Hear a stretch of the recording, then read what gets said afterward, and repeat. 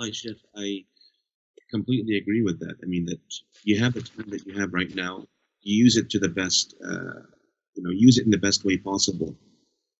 With the family, I mean, we may have not connected with our wives, with our children, the way that we are now. Alhamdulillah, we should use the time in that way where we can connect with them to know them better. How often is it that I've heard from brothers and sisters complaining that my kids don't bother with me? It's as if they're someone else. And you ask them, how long have you spent with your children? They're working, jobs, both the mother and the father. They'll be working full-time jobs. They come back home exhausted. And they say, well, we spent time with our kids when?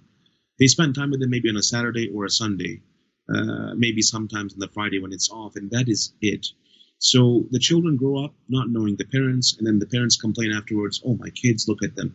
Now you've got a chance truly to connect with your children, subhanAllah. It kind of reminds me of the hadith that the Prophet ﷺ said, كُلُّكُمْ رَاعٍ وَكُلُّكُمْ مَسْئُولٌ عَنْ رَعِيَّتِهِ. And also the other narration, مَا مِنْ عَبْدٍ اسْتَرْعَاهُ اللَّهُ رَعِيَّةً فَلَمْ يَحُطْهَا بِنَصِيحَةٍ إِلَّا لَمْ يَجِدْ رَائِحَةَ الْجَنَّةِ. Prophet ﷺ said that, every one of you is responsible for those under their care. So every individual, the mother, the father, all responsible. Their responsibility is not just to give food and, give a place to stay in or live in, but rather it's also that love and that care that, really it's the party of life that brings the kid up in a very wholesome way. When a parent just gives the money and, does not show any love or affection, the kid will find that affection and love outside the family home. Now you've got a chance to really connect with them, show that love, that care, that affection that they need to grow up as positive, creative, giving individuals within any community.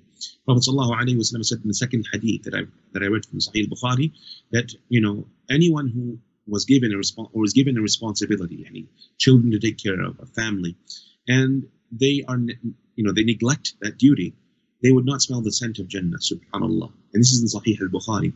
It truly is a warning. We have to take the time that we have to do our best with the children, our best with the family. I think, wallahi, this is in itself like a hidden blessing Allah Jalla wa Ala has given us.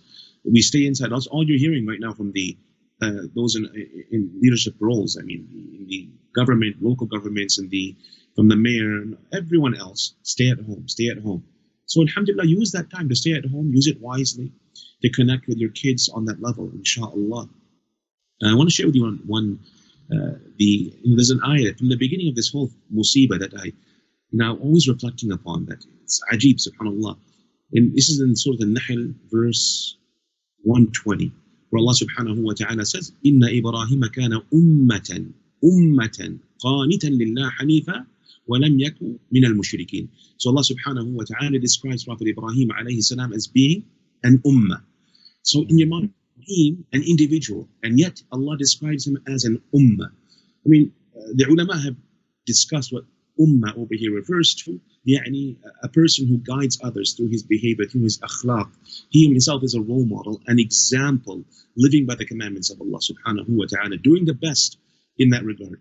But here, the word itself is so mind-boggling, ummah, that Allah Jalla wa Ala referred to Prophet Ibrahim as an ummah. And there are other companions who were referred to with that same description, being an ummah in unto themselves.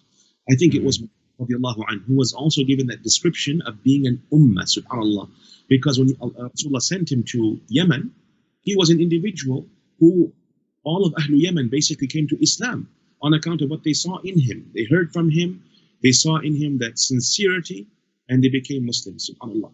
So we have that chance now ourselves to become ummahs within our own homes, in the sense of being a true role model.